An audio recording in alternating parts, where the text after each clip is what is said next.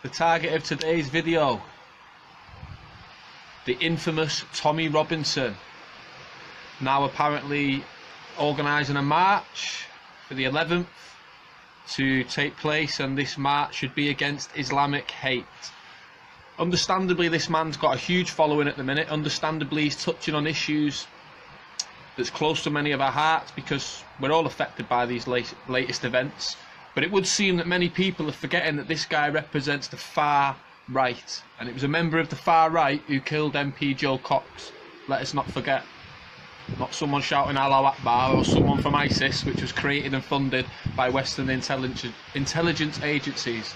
So I'm going to keep this short and sweet, and the way I see it is this. The Manchester attack. He was known to the intelligence services. He travelled to Libya.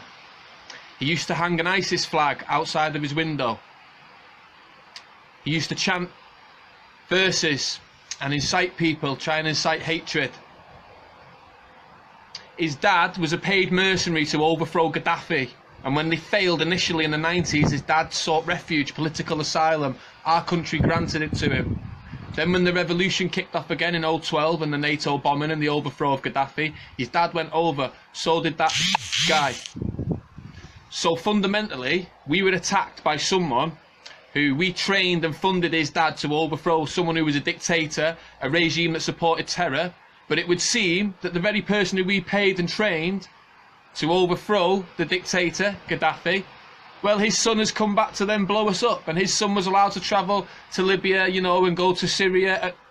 So the intelligence agencies have failed. Once again, this individual was known to the intelligence agencies. Nothing was done about it. Children were killed. We were attacked. This latest one in London, known to the intelligence agencies. Salman Abedi as well, from the Manchester attack. He was even kicked out of his local mosque. Reported by Muslims in his community to the intelligence agencies. Nothing happened. A bit like the London attack now. One of them was known to security services for trying to radicalise children. Nothing has happened. One of them was even on a documentary programme, The Jihadi Next Door, where he's walking around reciting hateful speech. You know, there's nothing Islamic about that, preaching the killing and slaughter of innocent individuals. There's nothing Islamic about that. They're not Muslims. They're hiding behind religion, you know, and people are falling for it. But my point is they were known to the intelligence services, the attackers of the London and Manchester. So the intelligence services have failed us. They were reported to the police by Muslims. So it's not that there's Islam hates us, it's that the establishment, for one reason or another, is allowing this to happen through their own failings. I myself and others would also argue that it's like the establishment's doing it on purpose. But you know, I guess that's a whole nother conversation. So why in the midst of these two attacks would Tommy Robinson be coercing everybody to come and basically gather in unity against Islamic hate? It's not so much Islamic hate, surely it's the failings of the establishment to protect us. People from within the Muslim community, the community that Tommy Robinson tries to vilify, they reported attackers from the London attack and the Manchester attack, but nothing was done. See, this man some of the stuff he talks about, it makes sense. I get why people want to listen to Muslims who've been convicted. He talks about crimes of people who are Muslim. What about all the white people? What about all the Christians? What about all the paedophiles in the regime within this country? He doesn't mention them. He doesn't mention any of them. He doesn't mention any of the failure of this government to basically investigate white people for child sexual crimes and sexual exploitation. But he'll happily sit there and tell us that, oh, Muslims have done this, Muslims have done that, because the guy's got a hidden agenda. There is evil people within every part of society, but we don't generalise that whole part. Many Muslims live in peace in this country. Many of them live with our way of life. They identify themselves as British Muslims. They don't all run around shouting death to white people, let's chop their heads off. That's not how it is, but this Tommy Robinson is portraying that image. He's playing on people's fears.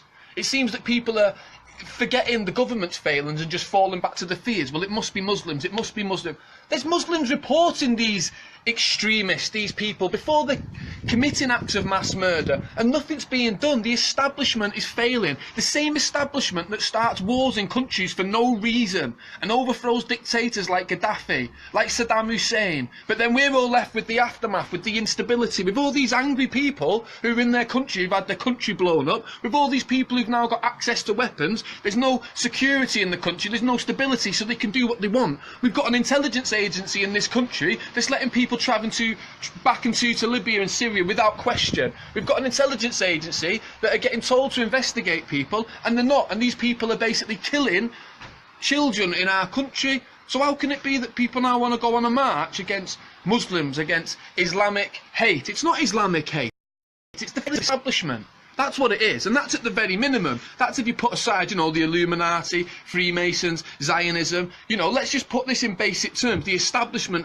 is failing us. The establishment is the problem. It's not Muslims. Many Muslims live amongst us in peace, in harmony, but our fears are being played upon. We're being deceived once again. You know, it's easy why this guy does get the attention that he gets, but why is he not mentioning the white sex offenders, the white nonces, the people who run this establishment, the people who run this government, child exploitation? They specialise in that, who cover up paedophilia, who support the likes of Jimmy Savile. Why is he not mentioning that?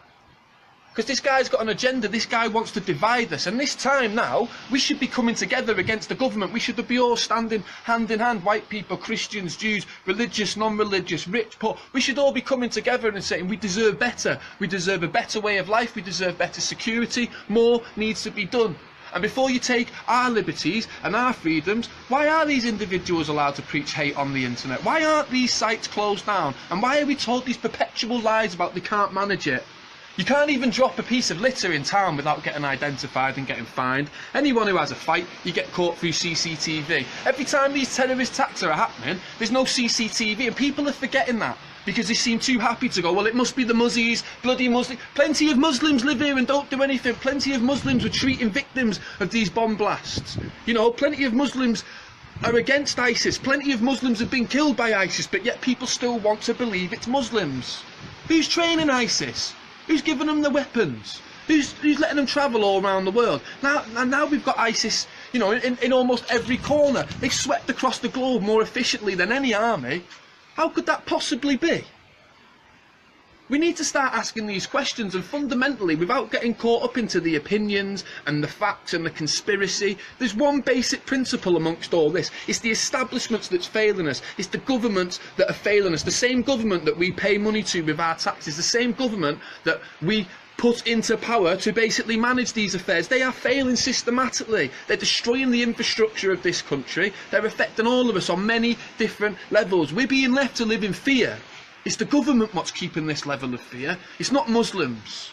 And what this guy's going to do with this march is it's basically just going to be a majority of angry white people shouting racist slurs under the guise that Muslims are taking over. Anyone who stops us and goes against us, they're trying to stop our freedom of speech. If that guy had any decent bone in his body, what Tommy Robinson would be saying is, I deplore terrorists, I deplore people who want to kill other people in the name of any god for any reason whatsoever. But if you'll stand with me, I'll stand with you. So, despite my past and despite how I've been associated with the right, what I'm saying now is I accept people who live amongst us, other Muslims, people of other faiths, of other religions. And I'm not racist in any way. The people who want to live amongst us and the people who are against that, I'm with you. The people who I'm against are the people who want to commit the mass murders, and I'm also against the government because the government's failing us. This man's not saying that. This man's trying to generalise all Muslims. He's trying to cause hatred. He's trying to cause division. That's what's wrong with this country. There's loads of division. There's too many opinions floating around. There's too many little groups of this and little groups of that, and the number one thing is the government is failing us. The government is keeping us living in fear. The government facilitates these wars, not your everyday Joe in the middle of the street. We just have to deal with the aftermath of it all. We have to deal with basically people judging us on the actions of our government. Our government just basically declares, oh, we're going to go and invade there, you've got to go. If you basically disagree with us, you're a terrorist sympathiser. It needs to stop. That's the type of thing we should be uniting against and rising up against. So what Tommy Robinson should be doing is encouraging everyone to come together with the mass following that he's got, and the public are looking to him for answers. I can't believe this guy has managed to get so much influence, and he's managed to come from so far from the right, and he's basically been used now to gather the thoughts and the minds of people in the middle who are starting to open up now, who are starting to ask questions, who are people who are sick to death of this happening because it shouldn't be happening. But it's the intelligence services that knew about these individuals. They were even allowed television programmes, the jihadi next door. No CCTV whenever these attacks happen whatsoever. The Manchester attack, we've still not seen it. You get a chemical attack in Syria, which is being bombed to rubble, absolutely nothing, no infrastructure whatsoever, but yet, oh, there's a chemical attack and people are there with camera phones, the Wi-Fi, the internet's all working, we can catch the whole thing, but yet we get terror attacks in London with no clear CCTV of that event happening, which it should do. We get the Manchester attack, no clear CCTV of that happening. That's not a conspiracy, that's fact.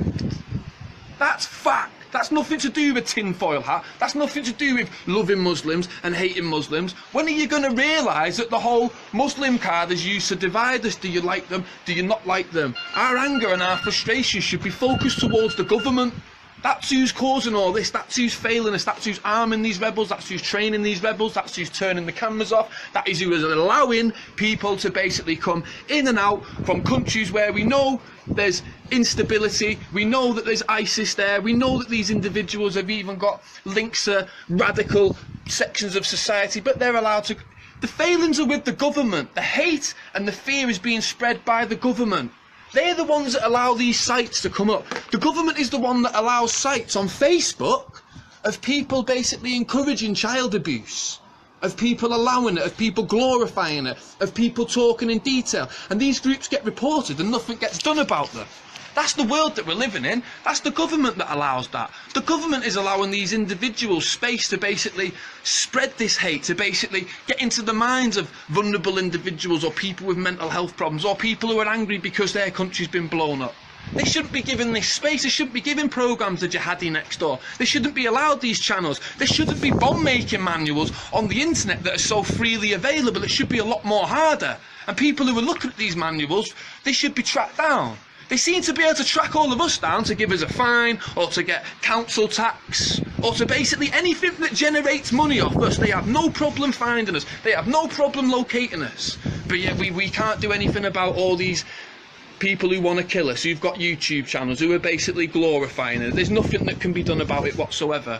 It's always our freedoms and our liberties that are basically told that we need to be taken or we need to lose or consider giving up, before it's the freedom and the liberties of the people that are against us. Because obviously I'm pro-Muslim, I'm pro-life, but I'm totally against this ISIS, even though I know the government's created ISIS and they're funded and armed. I'm totally against them. I'm totally against this loss of life. I'm totally against people in my country being divided. My issue is with the extremists. My issue is the people that are trying to kill us. I don't excuse it. I don't allow it. And when I'm saying that it's no wonder people are being radicalised because our army's dropping bombs, I'm not saying what they have done is right. What I'm saying is I understand that through us in destroying these countries and creating so much instability, it creates an atmosphere. It creates a factor that's basically leading us to where we're at now. I'm acknowledging it. It's called common sense. Not just feeding into that instant ideology that it must be Muslims, it must be Muslims. Muslims are doing it because they hate us.